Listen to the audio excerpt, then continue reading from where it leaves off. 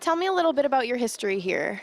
Well, the fort itself, this is the headquarters for the British military during the War of 1812, and since we're coming up to a pretty important date, heading on to our bicentennial years in the next couple of years here, that lots of excitement happening down here at the fort. Ghost tours itself, we've been running since 1994, so getting close to 20 years on the ghost tour here, where we share not only the military history of Fort George and the surrounding area, but also mix in there the ghostly history of the region and the fort in particular.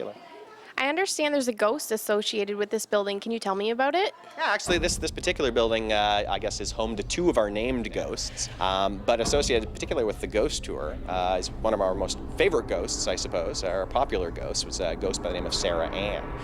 So this is a ghost that we didn't know about until we started doing the ghost tours, and it was pointed out to us on a number of occasions that she seems to have taken quite a liking to the tour itself. So so often she's seen on the stairs, and then she also follows the tour, that she's aware of our presence, aware of the modern setup here now, and tends to follow the ghost tour itself around, playing kind of peekaboo with members of the tour, or interacting with tour goers in that way, which that interaction is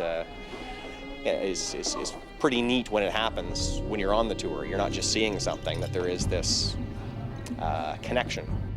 Kyle, tell me about this location here. Well, down the gully here at the back of the fort is home to our powder magazine, whereas the rest of the fort was pretty much destroyed by American artillery fire during 1813. That the bulk of this building here, being a stone building, not a wooden building, did survive the War of 1812. So powder magazine here, built in 1796, and here it is 200 and couple years later. But around the back, I guess one of our popular sites is our tunnel here at the back of the fort, because it's got everything in the way of atmosphere that you could possibly want for a ghost tour. Pitch black, I mean darkness that a lot of people have never ever been exposed to. Confined space, so it gets that claustrophobia gene sort of tickling on folks. The unknown of not knowing what's in front of the person next to you, or not even being able to find the person in front of you. And then on occasion, bats. So you can't go. Well, we could get away with not telling any stories in the tunnel and just milking the atmosphere. But luckily, the ghosts have provided some stories there for us.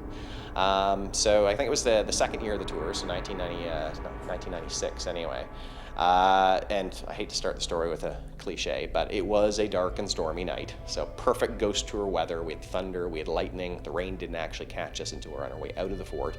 And with the smaller group size, that as people filed their way down the tunnel here, I took a position just behind the barrel here as I waited for people to shuffle their way in. Well, I could peer past people's heads and make out the tunnel entrance, kind of what light was coming in off the clouds outside, illuminating the entrance. And as people sort of shuffled in, I noticed, a little kid waiting outside. Well, if it's not a kid from the tour, maybe it's a kid from town, right? Back then, you could still hop the wall without setting the alarms off. So maybe they've sneaked in. They're not coming in here because they don't want to get caught, getting a free ghost tour. Well, that's fine. What worried me was the door out there. Because if I'm here with a gang of ghost tourites and they decide, what would be really funny? Slamming the door shut, man. That's not a sound you want to hear when you're on this side of the tunnel.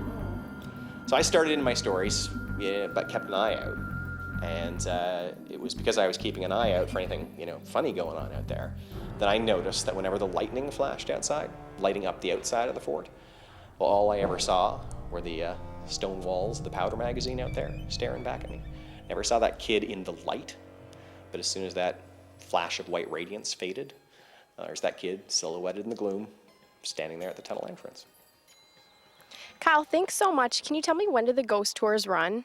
Well, right now we're running Sunday nights through June, and then once we hit July and August, we're into 4 nights a week.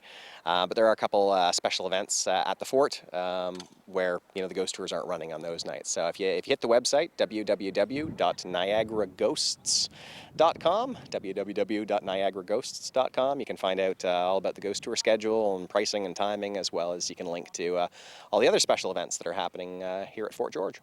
Thanks so much. All right, stand back to you in the studio.